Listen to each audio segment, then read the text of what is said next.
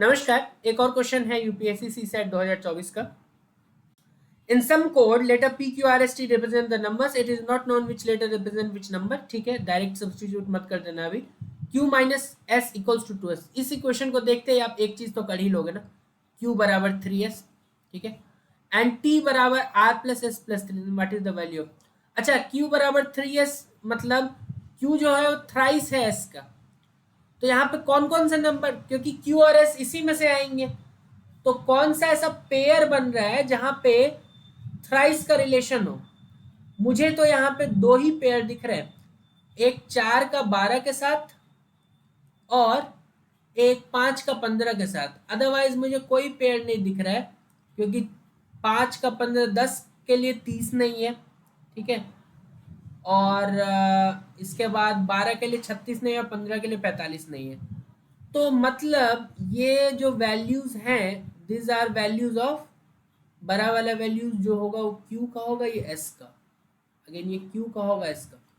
मतलब क्यू और एस के दो केस बना सकते हैं हम, एक 4 12 के और ये 5 15 वाला। ठीक है, और बाकी वैल्यूज फाइंड करने की कोशिश करें, क्योंकि अब 3 में ही हिट एंड ट्रायल करना पड़ेगा हमें। ठीक है, अगर पहले केस में हमने क्यू को 12 लिया और एस को 4 लिया, क्यू को 12 ले लिया, एस को 4 ले लिया, ठीक है, तो क्या होगा? अब इस इक्वेशन पे जाते हैं, टी बराबर आर प्लस एस प्लस 3। इसको सिंप्लीफाई करें तो टी बराबर, क्योंकि एस 4 ले लिया है हमने, तो 4 plus 3 7, so this become 7 plus 8। थोड़ा सा सिंप्लीफाइड इक्वेशन हुआ। अब देखो, हमारे पास 12 4 तो लॉक हो चुका है, तो बच गए ऑप्शंस 5 10 और 15 के। ठीक है, क्लियर है? अब देखो, टी 5 तो हो नहीं सकता क्योंकि साथ में कुछ ऐड हो रहा है। ठीक है, तो टी या तो 10 बन सकता है या 15।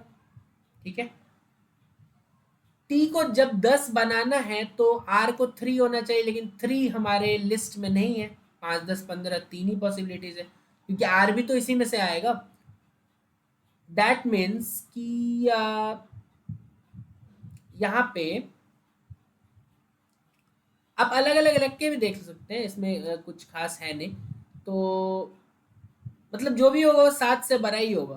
तो 7 से बड़ा में 5 हट गया था पहले।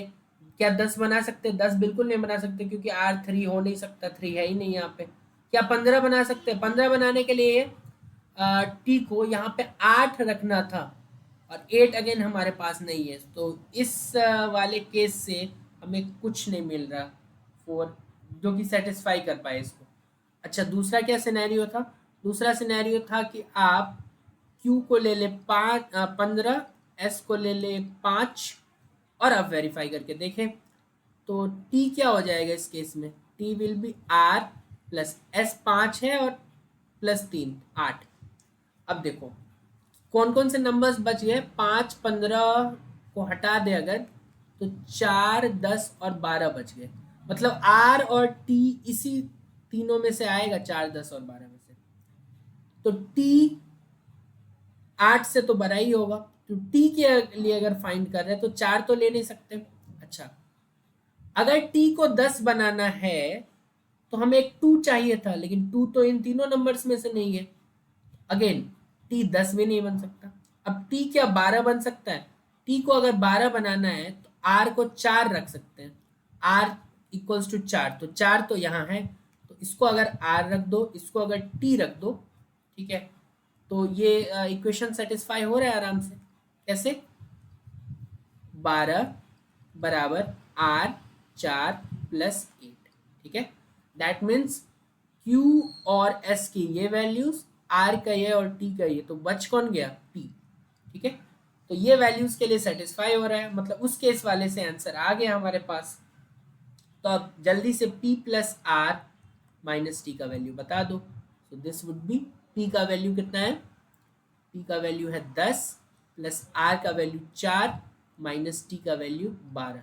सो this is 14 minus 12 which is 2। ठीक है, दो केस बने थे। अब दोनों केस में मैंने पहले इस केस को लिया जहां पे 5 10 15 था, q और s को फिक्स किया, ये रिलेशन आया। अब t 5 तो बन नहीं सकता था। 10 बनाने के लिए हमें आर को 3 रखना था, लेकिन आर इसमें था ही नहीं 3, क्योंकि 5 10 15 में 3 तो है नहीं, तो ये 10 भी नहीं बन पाता। क्या 15 बन पाता? 15 बनाने के लिए हमें आर को 8 रखना था, और 8 अगेन 5 10 15 में 8 है ही नहीं, तो ये तो गया। फिर सिमिलरली दूसरे में वो काम करके देख लो। तो जब ये आपने केस बना लिया 4 12 और 5 15 का, जो कि ऑब्वियस दिख रहा था, और कोई नंबर है नहीं जो 3x है। 4 होता तो 12 की रिक्वायरमेंट है, 5 तो 15, 10 तो 30 है ही नहीं, ठीक है। और बस यही 2 पेयर बन सकता था, और उसी के साथ हमने क्वेश्चन को सॉल्व किया। तो इजी क्वेश्चन बोलेंगे, एक बार आराम से पढ़ लो, और ये केस अगर आपने बना लिया तो फिर क्वेश्चन को इजी बोलना चाहिए।